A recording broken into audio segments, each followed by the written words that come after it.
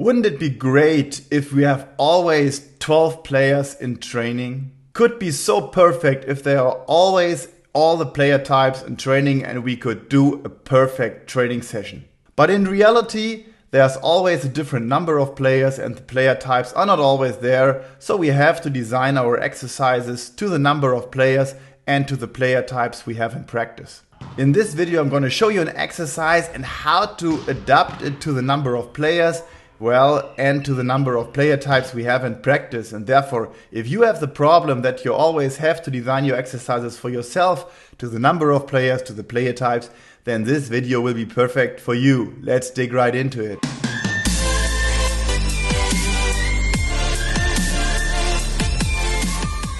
Hey guys, welcome on my channel. Hope you have a great day. This is all about volleyball, and today I'm going to show you an exercise, back row attack, second line attack. Call it whatever you want. It's a cooperative exercise. So it's about keeping the ball up in the air, ball flow. It's not supposed to be there are too many mistakes, so we don't have so many interruptions in this exercise. And this is more for getting the reps and getting a good feeling, good risk management, and to keep the ball up in the air. Everybody plays together and work together for the same goal.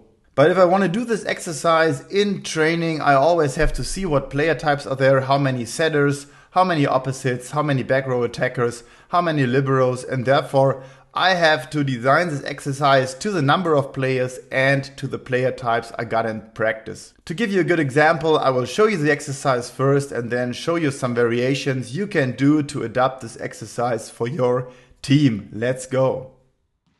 So I will show you the variations or the ideas along this cooperative ball control exercise, back row attacking with each other. 12 players on the court here. As you can see, we have 2 setters at the net for each side of the net, and there are 3 guys in the backcourt. For defense and attacking, usually we attack from position 1 like the oppositors usually do. And then we have a pipe attacker from position 6.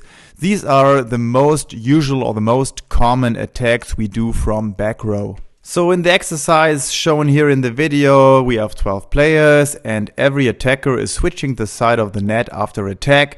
So we have different setters all the time.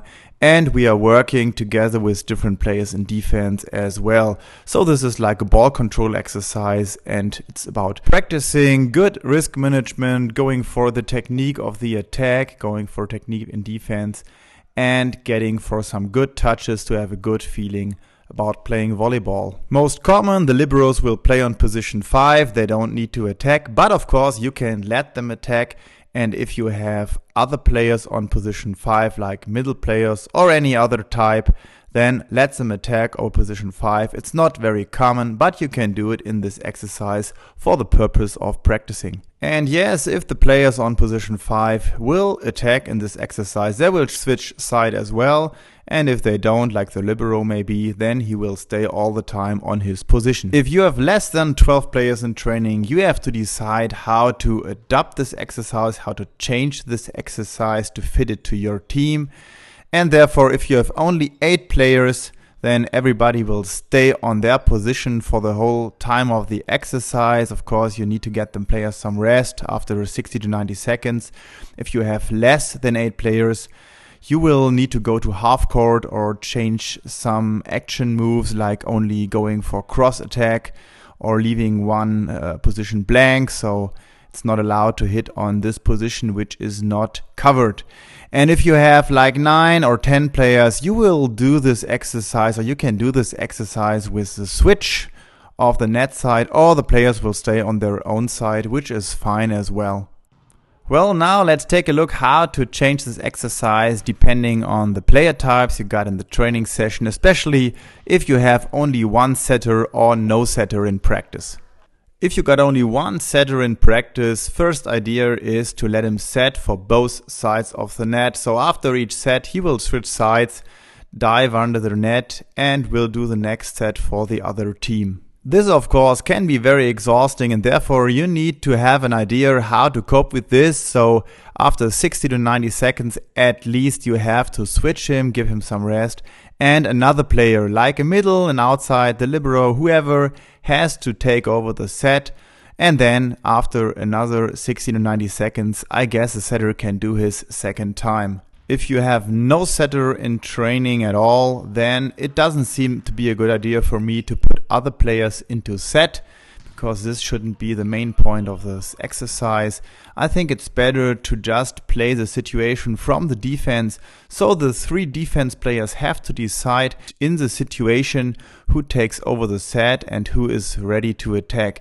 Usually I think it's a good idea for position 5, the libero, to take over the set, so the other 2 guys can do their attack. But if the libero is defending the ball, then of course the team has to find another solution.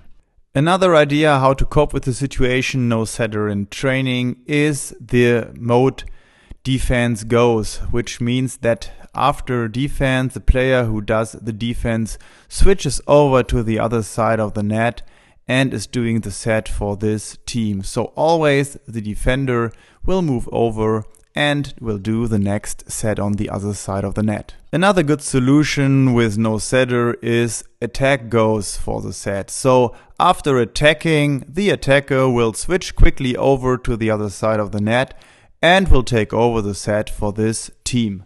As you can see here, we did a combination of both. We had one fixed setter on the other side of the net, this guy here, and from the other side we played the mode attacker goes. So one fixed setter, which was a normal setter, and from the other side always the attacker switches over and takes over the set. So as you can see, there are lots of possibilities how to change an exercise even if you have only one setter or no setter in practice. Lots of good ideas how to cope with this situation, and therefore if you have other ideas, other good creative solutions how to cope with this situation, please let me know, put them down as a comment under this video. Maybe you have good creations for the community and therefore everybody should know. Please let me know. I will try them and maybe we make another video about it. You probably know a lot more options how to adapt this exercise to your team. But here I'm going to show you some easy ways, some impulses for you. There is no recipe, there is no one way how to do this. It's all about the design of the coach who is supposed to adapt this exercise to the number of players, to the player types, and to the level of play from the team. Therefore, stay open-minded, keep in touch with the players and try to think it through what you are trying to improve, what you are trying to work on, and then you can adapt the exercise to your team. As always, smash the like button if you haven't already. Maybe you want to subscribe, maybe leave a comment down below how you like this video, how you like the channel, what I can do better. It always helps the channel to grow, keeps the algorithm moving, and therefore I'm really grateful if you help me grow this channel, grow the community. Hope to see you in the next video. Have a great day. Bye bye.